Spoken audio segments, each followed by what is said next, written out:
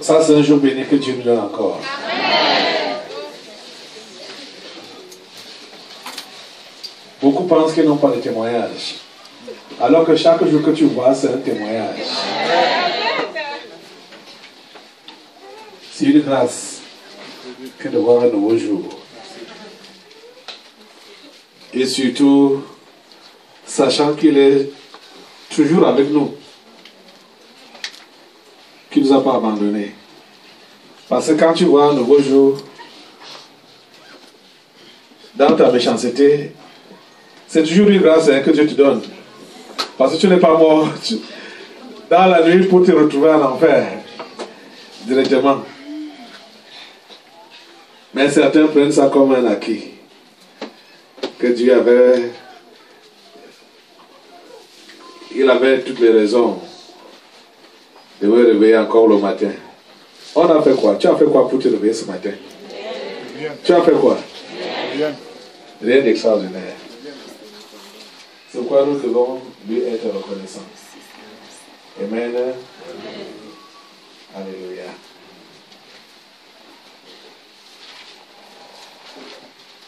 J'ai des courriers ici devant moi.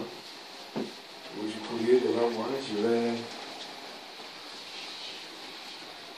savoir si les auteurs sont là. Zéyon Virginie est là.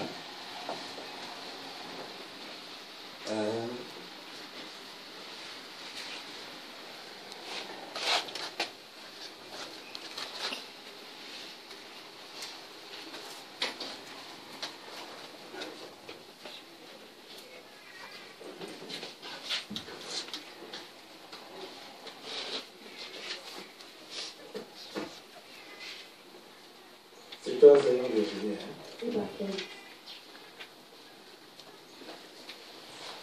Madame Veuve Bitunde est là.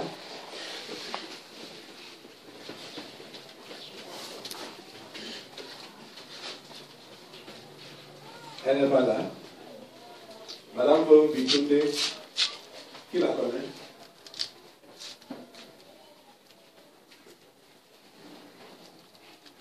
Liliane est là. Liliane. Elle a seulement écrit, elle a seulement signé Liliane. Il y a plusieurs Liliane ici. S'il y a une Liliane qui a écrit,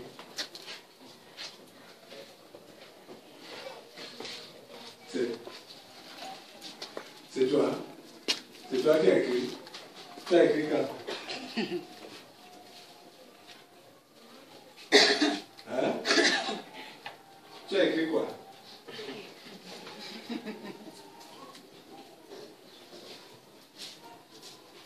Hein?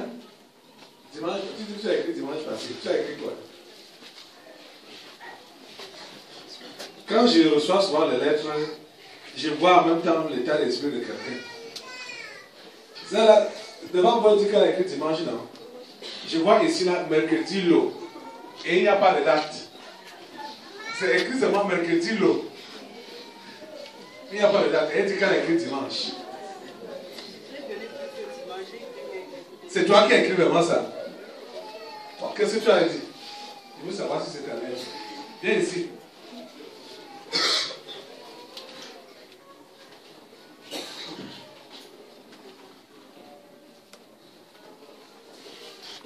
Qu'est-ce que tu as dit dans ta lettre? Dans ma lettre, j'ai écrit...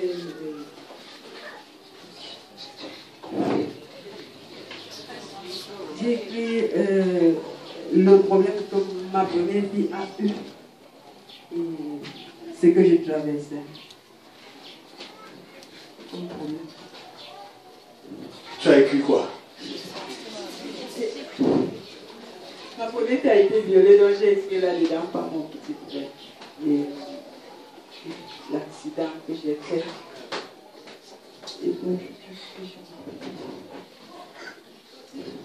ah. Ok. Moi, j'ai lu ici la voilée.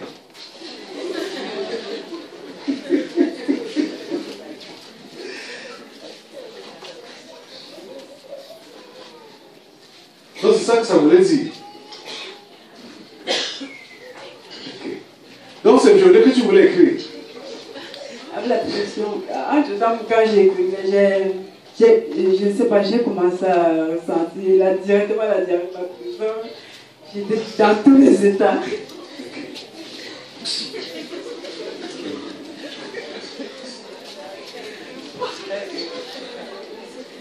Tu es avec ton petit frère là?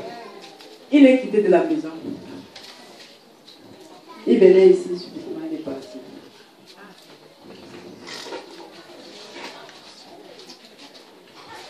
Bon, il a fait Diomene Mylène ou Mélène. C'est elle? C'est toi? Passe là. Il y a Madame Ayak, épouse Nama, Emilienne.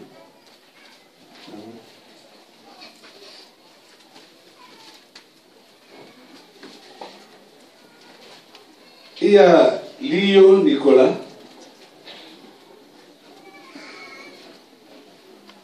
Lio Nicolas.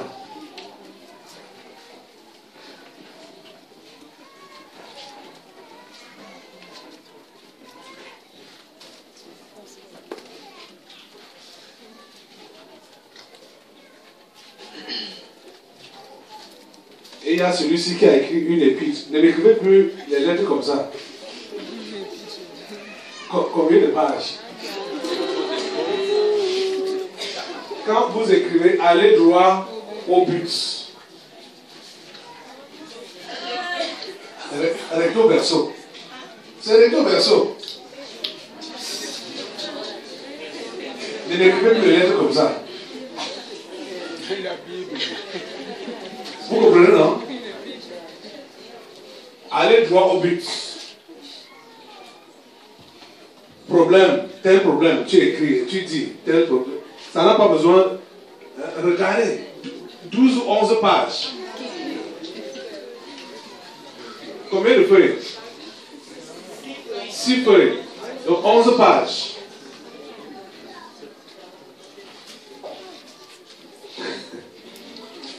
C'est qui? Lui, c'est qui? Et il y a Boris.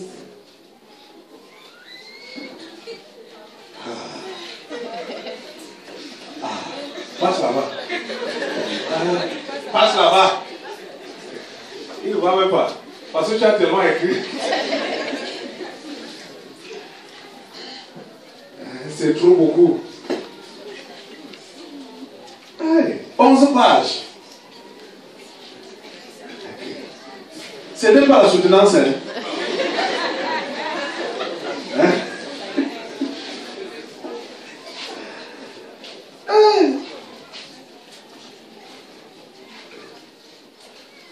Il faut aller droit au but quand vous avez un problème. Allez droit au but. Il y a trois problèmes qu'il a soulignés là-bas, mais sur 11 pages. Est-ce que ça a besoin? Pour 3 problèmes. Il faut savoir résumer, il faut savoir condenser. Mais être clair. Ok. Est-ce que... il s'appelle encore qui là? Le jeune frère, dont le grand frère est venu au combat là, est-ce qu'il est là? Il s'appelle qui? Bien.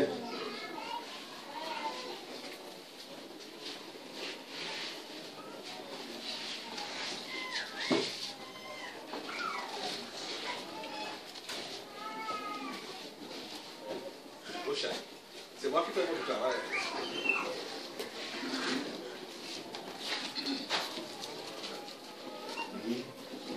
Et Mbadi Raphaël.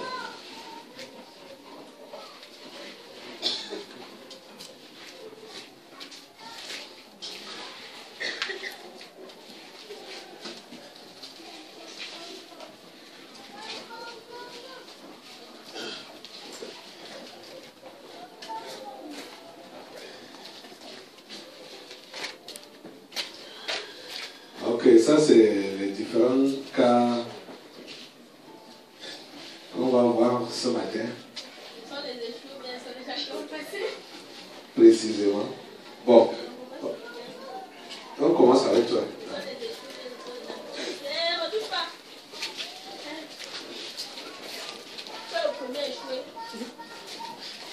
Bonjour. Bonjour, pasteur. Ton nom c'est qui? Chinda Matura. Chinda Matura. Tu viens d'où? Tu es de quelle région du Cameroun? Je suis de l'Ouest, mais nous, on est né au Sud-Ouest. Donc vous êtes Toute la famille au Sud-Ouest, à Puma. Culture anglophone. Oui. Mais étant parmi des saints. Oui, d'origine. D'origine. Hein? Bouddha. Bouddha. Ah, ok. Donc, dans le sens, c'est Bouddha. Dans la tête, c'est Kumba. C'est Kumba, pas fort. Ok.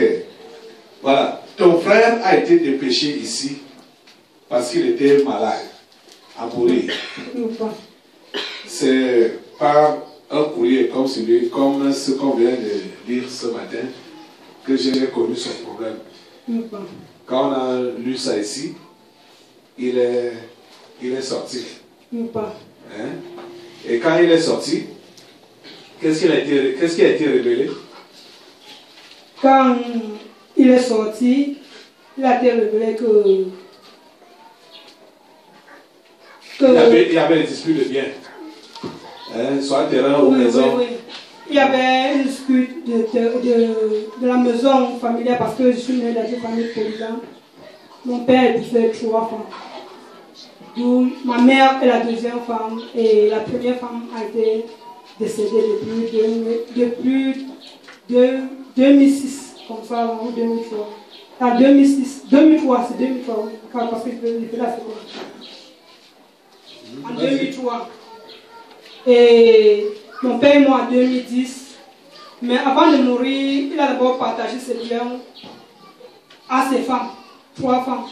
Chaque femme devait s'occuper à ses biens. Mais la maison particulièrement, il n'a pas fait cela.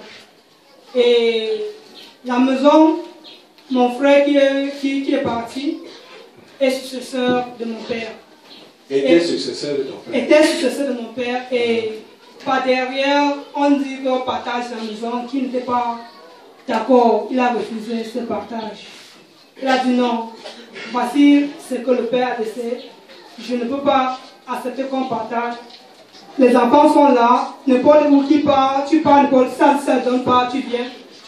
Tu peux chasser un locateur, tu entres dans ce genre, tu continues ta vie. Il a refusé, mais il y a eu une dispute. J'étais moi ici à Yaoundé à ce temps-là. Et je ne sais pas comment ça s'est passé. Et en dehors de cette dispute, la troisième femme a laissé la maison. Ce qui a été révélé était qu'il a commencé à se chercher. Donc, en allant chez les marabouts, oui, pour pouvoir discuter avec la troisième femme. Pour cela, je ne sais pas tellement. Tu n'étais pas là? Je n'étais pas là le jour-là. Et j'ai eu à... C'est ça donc qui a été révélé, qu'il allait chez les marabouts pour chercher à... Il est allé chez les marabouts plutôt quand il était malade, pour la guérison. Quand il est tombé malade, c'est là que... Parce que lui-même, il n'aime pas trop le maraboutisme. Oui, mais qui se rappelle de ça? C'était dit comment? C'est comme il dit là. Comme il dit là. Hein? C'est après qu'il soit malade. Ah oui, voilà. Quand il est tombé malade, oui, il allait donc chez le marabout. Et arrivant chez le marabout qui prenait soin de lui, à ce moment, le marabout l'a arrêté qu'il ne travaille plus. Alors qu'il m'avait dit qu'il avait un peu de soulagement. Parce que avant qu'il ne vienne, j'ai eu le temps à l'appeler, pardon, s'il te plaît, déplace-toi, viens ici à Yaoundé. Il dit que je veux, je me sens un peu mieux, un peu un temps. Et déjà même, c'est ça qui a été écrit dans la lettre aussi. Oui. Ils étaient chez les marabouts, oui, pour chercher la guérison.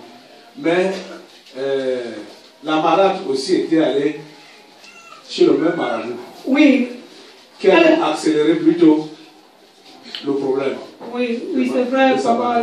C'est vrai, papa, parce que dans le milieu combat, ils aiment la tradition d'être solidaire entre les marabouts là. Quand tu es quelque part, on connaît que tel marabout, celui qui fait bien, tout le monde part de ce côté et... Il fait bien. Il pense qu'il fait bien. Et comme mon grand frère était quelqu'un, il n'aime même pas ça, c'est la mère qui l'a poussé d'aller même vers le côté là. Et la troisième femme de mon père est quelqu'un elle aime le maraboutisme. C'est sa maison. C'est sa maison, elle habite dans ça. Et tu ne peux pas même pas dire que tu peux te placer un marabout que lui, qu'elle ne connaît pas. Donc, il n'y avait pas match alors? Il n'y a pas match. Entre ton grand frère et elle? Et elle. Ok, voilà. Ce qui nous intéresse aujourd'hui, c'est pourquoi je t'ai fait venir, je t'ai appelé là. C'est concernant le jeudi surpassé. Jeudi surpassé. Junior était venu ici. Comme il parle souvent un peu comme en parabole là, il a dit, hey, ici là vous ressuscitez les morts. Hein. C'est ça qu'il avait commencé à dire, non? Je lui demande, mais quel mois encore on a ressuscité? Et il nous fait comprendre que le garçon qui était venu ici avait le cancer du foie. Ce soir-là, personne n'avait rien compris de ce qui s'était passé. Amen.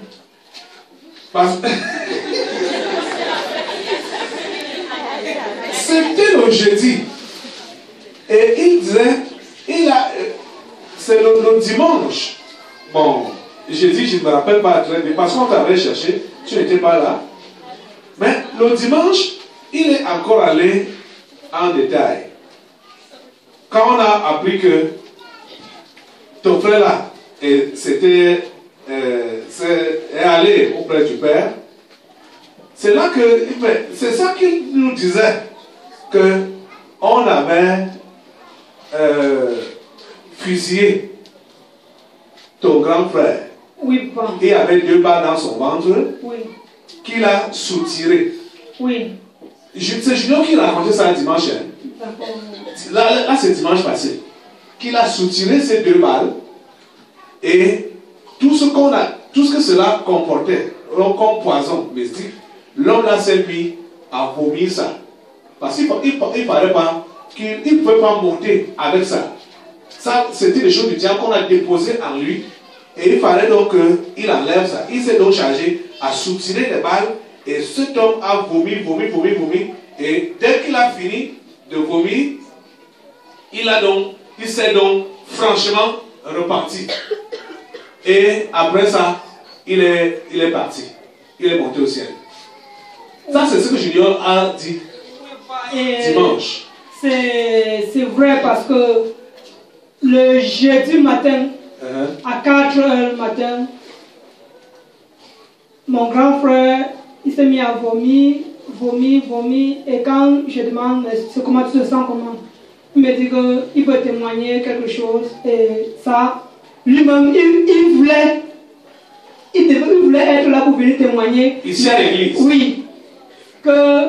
On l'a mené, c'est comme si on était à l'église. Et il a rêvé à 4 heures là, qu'on était à l'église et le temps que vous avez posé le nom, vous m'avez demandé que où est mon grand frère. Et je suis allé l'appeler, il est venu ici devant. Et Junior était déjà là. Vous avez demandé à Junior, regarde bien le ventre du gars, qu'est-ce qui ne va pas, qu'est-ce qui est tellement là-bas qui fait ce gars ventre gonflé. Et Junior dit, ça c'est 2 balles. On lui fusille avec 2 balles, ce sont 2 balles là, mais il va retirer. Et Junior a envoyé ses mains, Junior a retiré 2 cailloux noirs dans son ventre. C'est ce qu'il a vu dans le rêve à 4h du matin, le jeudi matin. Oui, et Junior a dit qu'il a retiré, Junior a dit qu'il va vomir, le reste va sortir seul. Et quand il s'est levé de ce songe là, il a commencé à vomir. Le matin là, Le côté-ci, le côté droit est descendu après ce vomissement du matin. Le côté droit est descendu, ça restait maintenant de l'autre côté. Et il m'a dit pas au travail et je suis allé au travail. Au travail maintenant, on m'a encore appelé, mes voisins m'ont appelé pour dire que comme ça tu vois ton grand frère ça ne va pas. Quand il rentre encore, il a encore de vomi. Il a vomi jusqu'à ça a tout parti, c'est-à-dire tout c'est à moi, à partant, il n'y avait plus rien, c'est-à-dire son ventre est devenu normal, comme ça doit y être. Et il est parti. Et je rends grâce parce que il est au ciel et je peux dire que la raison pour laquelle Dieu m'a amené au tabernacle de la liberté, je vois cette raison d'être là. Amen.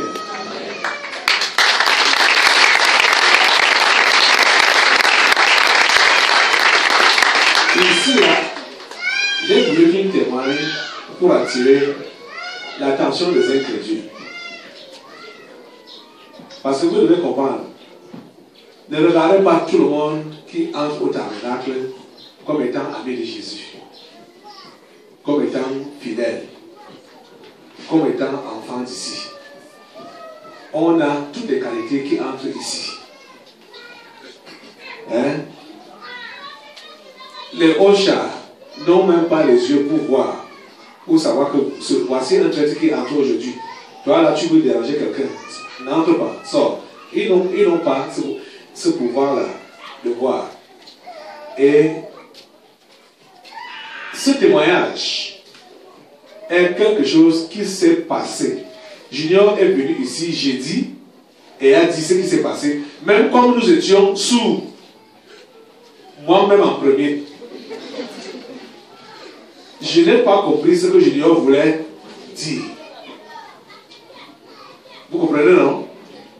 Mais il a dit ce qu'il a dit et c'était ça qui s'est passé. Donc, s'ils étaient présents le jeudi là, on allait être éclairé par rapport à la situation. Vous voyez, non? Mais même jusque-là, le dimanche, quand on apprend que le garçon là s'en est allé auprès du Père, c'est là que Junior reprend encore dans la parole pour dire que, mais je vous l'ai dit, qu'il y avait 2 balles dans son ventre que j'ai retiré. Et il s'est mis à vomir les poisons qui étaient dans son ventre. Le garçon, s'il n'était pas encore là, lui, il était déjà allé enterrer. Heureusement, là, c'était plus. Il allait déposer la carcasse dans un trou. Vous comprenez, non? Il n'est pas au courant de tous les détails que Junior a donnés par rapport au rêve que son frère a eu le jeudi à 4 h du matin. Vous comprenez, non? Qui expliquait comment il enlevait donc ces démons-là, ces mauvais esprits-là, qui étaient à l'origine de la maladie dont il souffrait, pour amener ce garçon à se débarrasser de ces choses du diable et de réellement se confesser et aller au ciel. Vous voyez? Parce que pour lui, quand je vois, quand il a obtenu cette guérison-là, Junior appelle ça guérison, hein? Quand il a obtenu cette guérison-là, donc il avait réellement envie de venir témoigner ici qu'il a été guéri. C'est ça qui a ouvert son cœur à reconnaître Jésus comme son Seigneur et Sauveur personnel. Sans savoir que Jésus l'a porté seulement une seule fois. Vous comprenez pas, non? Parce que Dieu seul sait. S'il lui donnait encore 1 ou 2 jours, ce qu'il allait faire.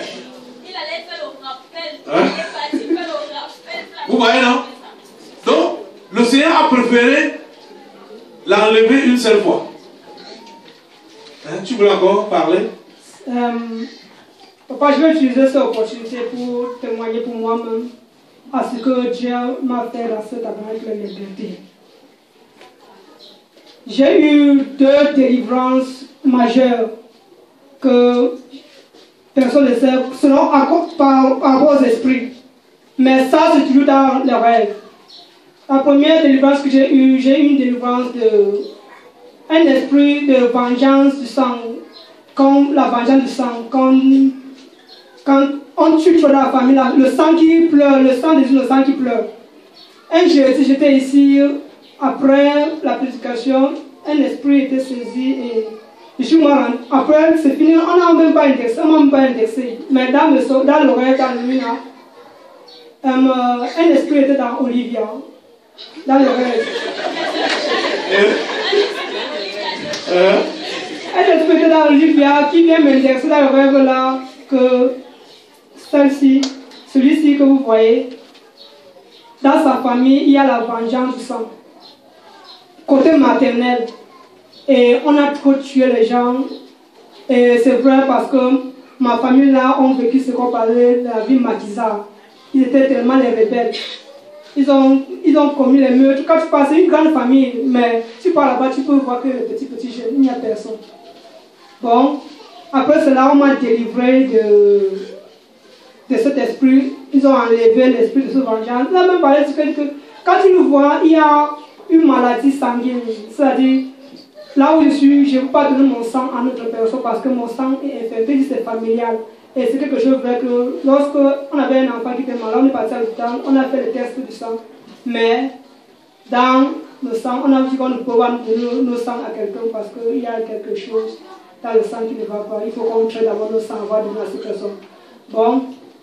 C'est dans ces rêves qu'elle me dit cela encore, l'esprit me dit cela.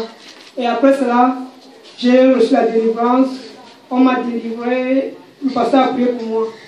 Après, il y a encore une autre encore, c'est comme si un esprit a saisi, le pasteur marchait tout dans le quartier avec, il montrait les gens qui n'étaient pas à l'église, et pour une délivrance, ils marchaient, ils ont passé par Damas.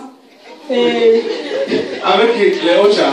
Avec les Ocha et les saisies. Ok.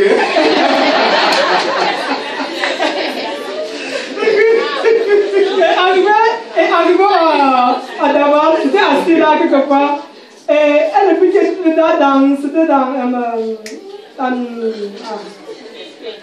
dans quelqu'un. Donc, la personne dit bon, il dit pasteur, passe une autre. Le pasteur s'arrête, il dit que viens. Toi, hein? Oui. Le pasteur dit viens. L'esprit dit que, mais toi, qui est Ernest? Qui est quoi? Ernest. Ernest? Oui, Ernest. Ernest c'est qui? Ernest était mon ami qui est marabout. Aha. Bon, il dit que il t'a tenu captif, tu ne peux rien faire. Aha. Et je me rappelle quand il y avait les confusions, la sorcellerie, on parlait de la sorcellerie, ton père a ceci, ton père peut tuer ceci, dans la famille, ça faisait que je cherchais un refuge.